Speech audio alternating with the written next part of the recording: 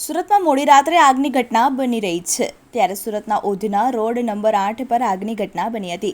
ગોડાઉનમાં રાખવામાં આવેલ પ્રિન્ટિંગ સામગ્રી અને પ્લાસ્ટિકના બેરલમાં આગ લાગી હતી, જેને લઈ આખા વિસ્તારમાં અફરાતફરીનો માહોલ જોવા મળ્યો હતો। જો આગની જાણ થતાં ફાયરની ટીમ પણ ઘટનાસ્થળે દોડી આવી હતી અને આગ પર પાણીનો મારો ચલાવી આગ પર કાબૂ મેળવી લીધો હતો।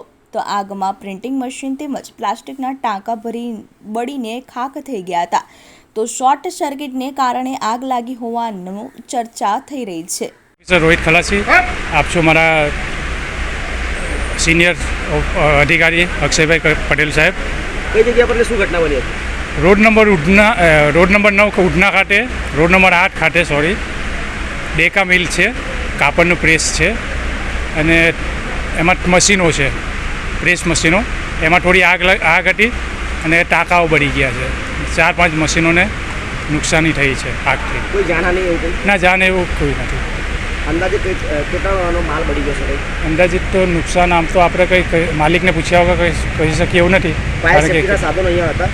ફાયર સેફ્ટીના સાધનો તપાસ કરવી પડશે, અમારે જોઈ લઈશું અમે છે કે નહીં। કોઈ અન્ય કોઈ એવી માહિતી મળી હશે કે જેના કારણે આગ લાગી? ના, હાલ તો કશી એવી માહિતી છે નથી। કયા ફાયર સ્ટેશનમાંથી અને કેટલી ગાડી આવી?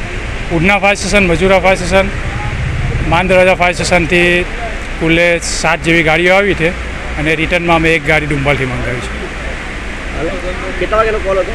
9 વાગ્યાનો કોલ હતો અને હમણાં હાલ 10 વાગ્યા છે, એટલે 1 કલાકમાં ટોટલ કામગીરી પૂરી કરી નાખી છે। હમણાં સંપૂર્ણ આગ કાબૂમાં છે? હાજી હાજી।